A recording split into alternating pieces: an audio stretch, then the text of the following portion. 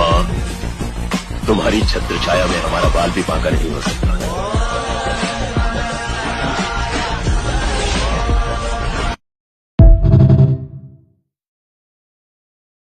मैं तेरा दादा